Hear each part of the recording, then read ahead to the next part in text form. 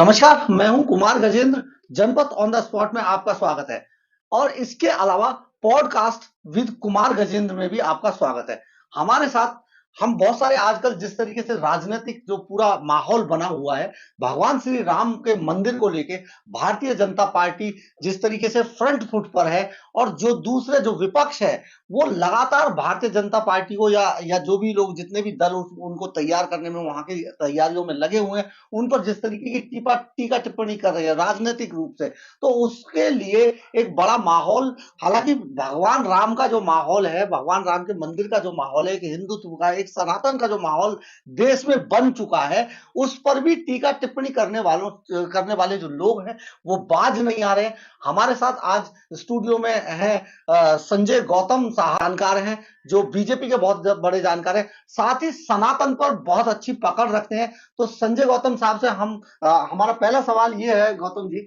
नमस्कार। गौतम जी, कि किस तरीके से भारतीय जनता पार्टी ने, जो ये कहा जा रहा है कि ये एक प्रोपेगेंडा फैलाया जा रहा है, एक भारतीय जनता पार्टी ने अपने लिए एक माहौल तैयार किया, ये कहां तक सच है, कितना इस सारे मामले में दम है? देखो, भारतीय जनता पार्टी एकमात्र पार्टी है जिसने राम मंदिर की पुनर्स्थापना के लिए जो अपना वचन दिया उसको पूरा किया। पूरा समूचा विपक्ष इस बात के लिए बोलता था राम मंदिर बनाएंगे लेकिन तारीख नहीं बताएंगे। अब तो तारीख बता दी। तो जो राम मंदिर की लड़ाई है भारतीय जनता पार्टी ने लड़ी है और फ्रंट फुट पर आके लड़ी है, तो इसमें भारतीय जनता पार्टी पीछे को जाएगी। जो आदमी काम करता है श्रेय उसे ही मिलता है। भारतीय जनता पार्टी ने अपना संपूर्ण लगाकर सनातन धर्म की लड़ाई को लगा। 500 साल की लड़ाई, 25 पीढ़ियां हमारी लगभग लग गई। 1528 में जब मीर वकील ने औरंगजेब के एक सिपल सहार ने मंदिर को तहस नहस किया, जब से हिंदू लगातार लड़ते आ रहे हैं। लेकिन आजादी के बाद जब जैसे सोमनाथ मंदिर का कायाकल्प हुआ था, निर्माण हुआ था, अगर पंडित जवाहरलाल नेहरू चाहते और कांग्रेस चाहती तो जब भी हो जाता। काशी विश्वनाथ और मथुरा का तभी हाथ के हाथ हो जाता। लेकिन पंडित जवाहरलाल नेहरू जी ने तो सोमनाथ मंदिर के पुनर्निर्माण के लिए भी अपनी तरफ से बेस्ट अड़ंगा लगाया था। जो भी वो कर सकते थे, वो तो पंडित राजेंद्र प्रसाद जी जो हमारे भारत के राष्ट्रपति थे प्रथम, उन्होंने उनकी बात नहीं मानी और उसके उद्घाटन के कार्यक्रम में भी गए। सरदार पटेल साहब ने भी इसे सनातन संस्कृति के पुनर्निर्माण का केंद्र माना सोमनाथ मंदिर को। भारतीय जनता पार्टी ये मानती है कि राम हमारे देश के नहीं, हमारी सनातन संस्कृति के नायक हैं। और हमारा नायक जिसका हमारे पास सबूत है, प्रमाण है, हजारों साल का हमारे पास, कि राम ने वहां पर जन्म लिया, हमने ये कोर्ट में साबित करा।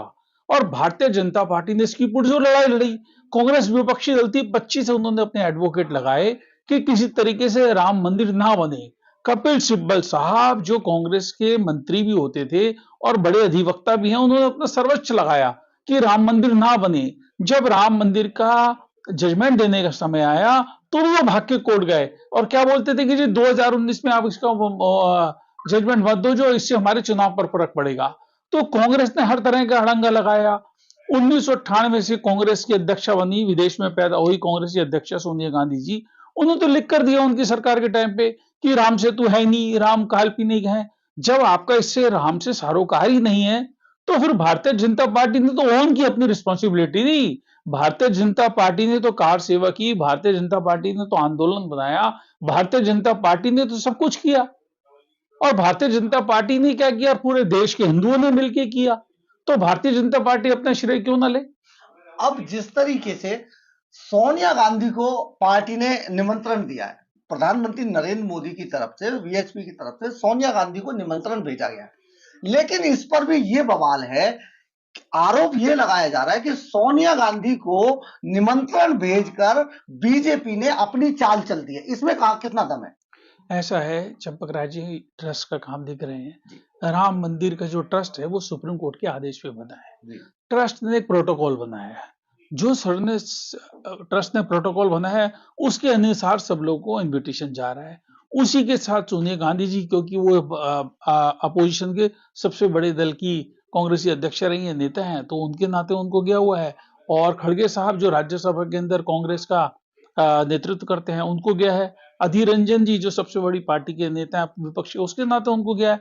अब इसके अंदर ये तो कांग्रेस को फैसला करना है कि उन्हें जाना है या नहीं जाना। अब ये तो कांग्रेस का अपना अंदरूनी है, उसके अंदर बीजेपी का तो उससे कोई लेना लेकिन देना बीजेपी नहीं। ने ये चाल नहीं चल दिया कि सोनिया गांधी अगर नहीं जाती है तब भी बीजेपी उन्हें अगले चुनावों में घेरेगी, और अगर जाती है तो तब भी घेरेगी। देखो ऐसा है, अभी तक तो कांग्रेस ने कोई निर्णय लिया नहीं है उसके बारे में। बीजेपी का ये तो उनका अपना मर्जी है, वो जाए या ना जाए। हम तो सब लोग भारतीय जनता पार्टी नहीं, समूचा विश्व और समूचे विश्व के सनातनी इस बात से आनंदित हैं, प्रफुल्लित हैं कि हमारे रामलला 492 साल बाद 22 तारीख को अपने स्थान पर पुनर्विराजमान हो रहे हैं। हम तो उन सबका स्वागत करेंगे जिन लोगों ने इसके लिए प्रार्थना भी करी है, कार सेवा की है, अपना बलिदान दिया है। लगभग 4.5 लाख लोगों ने अपना प्राण दिया है। हजारों हजार लोगों ने इसके लिए, लाखों लोगों ने प्रार्थनाएं करी हैं। 25 पीढ़ियां हमारी चली गई। और जो लोगों ने प्रार्थना भी करी है, भगवान श्री राम अपने स्थान पर विराजे, भारतीय जनता पार्टी ने पूरा समूचा सनातन धर्म उस व्यक्ति के आगे हाथ जोड़ के नतमस्तक करता है, नतमस्तक करता है। बीजेपी ने और विश्व हिंदू परिषद ने पूरी दिल्ली के अंदर सबसे पहला जो निमंत्रण है वो वाल्मीकि समाज के जो महंत है उनसे दिया है। इसमें क्या राजनीति है? कोई राजनीति नहीं है। महर्षि वाल्मीकि, उनके बिना कल्पना कर सकते हैं भगवान श्री राम की, जो उन्होंने व्याख्यान किया है उसके बारे में। तो महर्षि वाल्मीकि भगवान का जो स्वरूप उन्होंने बताया है, उसके बारे में रामायण का जो वर्णन उन्होंने किया है प्रभु श्री राम का, उसके बारे में तो मैं तो बहुत ही तुच्छ, मतलब बहुत ही छोटा व्यक्ति हूं, उसके बारे में तो कुछ बोलने के लिए भी नहीं हूं। तभी भारत की जो सरकार है उन्होंने अयोध्या धाम के अंदर बढ़ने वाले इंटरनेशनल एयरपोर्ट का नाम भगवान महर्षि वाल्मीकि जी के नाम से रखा है। विश्व हिंदू परिषद, जिन्होंने अपना पूरे इस आंदोलन को चलाया 1984 से लेके 1983 से, फैक्ट ये जो आंदोलन को चलाया, उन्होंने अपना पहला कार्ड वाल्मीकि मंदिर गोल मार्केट के संत को देकर, जो दिल्ली के अंदर जो निमंत्रण दिए गया उसका पहला कार्ड गोल मार्केट वाल्मीकि मंदिर के संत को देकर इसकी शुरुआत करी। उसके बाद उन्होंने जैन समाज के संत लोकेश जी महाराज को और जैन साध्वी जी को ये निमंत्रण पर देने के बाद फिर सनातन साधुओं और संतों को ये देने की उन्होंने उसकी प्रारंभ किया है। तो विश्व हिंदू परिषद हो, हम तो सब सनातनी हैं, हमारे यहाँ कोई इस बात का भेदभाव नहीं है। पर महर्षि वाल्मीकि, भगवान महर्षि वाल्मीकि के योगदान के बिना भगवान श्री राम का चित्रण अधूरा है। लेकिन कांग्रेस ये कहती है कि 1986 में सबसे पहली बार जो मंदिर के कपाट खोले गए थे, मंदिर का जो ताला खोला गया था, वो राजीव गांधी के द्वारा खोला गया था। तो इस बात में कितना दम है कांग्रेस में? देखो ऐसा है, कांग्रेस ने शाहबानो का केस लड़ा था और शाहबानो के केस के ऊपर जो सुप्रीम कोर्ट का आदेश आया था उसको उन्होंने निरस्त करने के लिए 425 सीटें होने के बाद भी संसद से एक नया कानून बनाकर और उस आदेश को निरस्त किया था। उस समय के बीच में जब कांग्रेस को ये लगा कि भाई हमारे पे तुष्टीकरण का आरोप लग रहा है, तो रातों रात जो है राम मंदिर के बारे में, और जो हम लोग प्रयास कर रहे थे विश्व हिंदू परिषद वाले, उन्होंने इसको ताला खोलने की जो है वो अनुमति कोर्ट के आदेश से मिली थी, क्योंकि विश्व हिंदू परिषद लगातार उसके कार्यक्रम में लगा था। उसका श्रेय जबरदस्ती राजीव गांधी जी लेना चाहते हैं और कांग्रेस लेना चाहती है। जब कांग्रेस उसका श्रेय लेने के लिए जबरदस्ती ये बात कहती है कि जी हमने, राजीव गांधी जी ने खुलवाया था, हम तो 1983 से इस कार्यक्रम में लगे थे। 1949 से जब से राम मंदिर की वहां पे मूर्ति मिली है, हमारे साधु संतों ने जब से प्रयास कर रहे हैं सनातन समाज, तो राजीव गांधी का तो उसके अंदर कोई योगदान है नहीं। लेकिन सोनिया गांधी अगर नहीं जाती हैं तब आप उसको कैसे पॉलिटिकल मामला बना सकते हैं? देखो ये राजनीति है, सोनिया गांधी जी भी पहले हाय ना तो करें, हम इस बारे में क्या कह सकते हैं, उनका व्यक्तिगत मामला है। जैसे उन्होंने लिख के दिया था कि भाई हम राम को काल्पनिक मानते हैं, राम सेतु नाम का कुछ है नहीं, तो ये तो सोनिया गांधी जी का अपना मत हो सकता है, उसके बारे में मैं टिप्पणी नहीं कर सकता। तो साधु संत जिस तरीके से इस पूरे मामले से भगवान राम के जो मंदिर है उसकी जो प्राण प्रतिष्ठा है, जिस तरीके से पूरा संत समाज उसमें जा रहा है, तो आपको लगता है कि आने वाले समय में जो 2024 के जो लोकसभा चुनाव है, क्या इनमें ये सारा अब एकजुट होकर पूरा सनातन अब इस चुनावों में प्रधानमंत्री नरेंद्र मोदी के साथ आ जाएगा? देखो नरेंद्र मोदी जी भारत के प्रधानमंत्री हैं, राष्ट्र सेवक हैं, और वो सनातनी भी हैं। तो ये तो समूचा सनातन धर्म प्रफुल्लित है, गर्व का विषय है। सनातन धर्म ने 492 वर्ष बाद, मैं बार-बार कह रहा हूँ कि अपने प्रभु राम को विराजमान कर रहे हैं, तो उन सबका तो एक ध्येय है। हम सनातन धर्म के लिए सब बड़ी बात है, हम सब मिलकर एक हैं। जो प्रभु राम को मानते हैं वो सब लोग एक हैं और उन सब लोगों का एक ही मत है। तो 2024 के जो चुनाव हैं, क्या उसमें सबसे बड़ा मुद्दा जो भगवान राम का मंदिर ही होगा? भगवान राम का जिसको मंदिर, जिसको प्रचार करके जन-जन तक पहुँचाया जा रहा है। लोग देखो विपक्षी आरोप लगा रहा आप है। एक बात समझने की कोशिश करें, जब हम 500 साल में 25 पीढ़ियां अपनी खो चुके हैं, उस प्रभु श्री राम का मंदिर बन जाए इस बात के लिए, तो करोड़ों करोड़ लोग राम मंदिर देखना चाहते हैं। भारतीय जनता पार्टी ये प्रयास कर रही है कि वो सभी सनातनी जिनके मन में ये इच्छा है, उनमें से हम जितने भी ज्यादातर लोगों को वहां ले जा सकें, दर्शन कराने में जो सहयोग कर सके, भारतीय जनता पार्टी अपना वो कर्तव्य निर्वाह कर रही है। तो ये जो कर्तव्य है, जिस तरीके से विपक्ष लगातार आक्रामक है, हालांकि विपक्ष है नहीं, लेकिन जितना भी है वो आक्रामक है, तो वो सारा अब फोकस आ गया है भगवान श्री राम के मंदिर पे।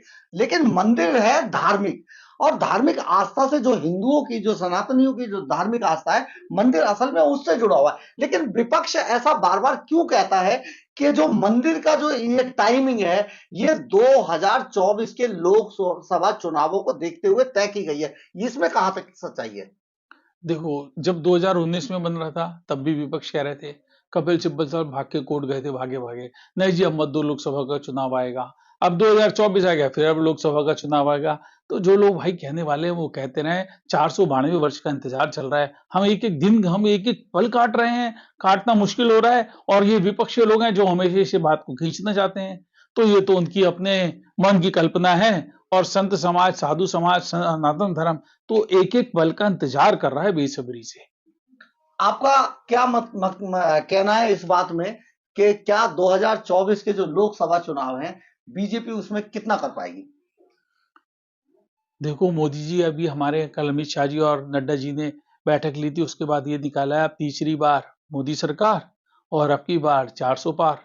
तो भारतीय जनता पार्टी जो सबके साथ, सबका प्रयास, सबके विश्वास के साथ चल रही है, और भारतीय जनता पार्टी का जो अटूट, भारतीय जनता पार्टी के प्रति जो भारत की जनता का अटूट विश्वास मोदी जी के लिए है, अपने राष्ट्र सेवक के लिए है, तो उसे देखते हुए लगता है कि हम लोग ये 400 का जो आंकड़ा है, हम इसे आसानी से पार कर लेंगे।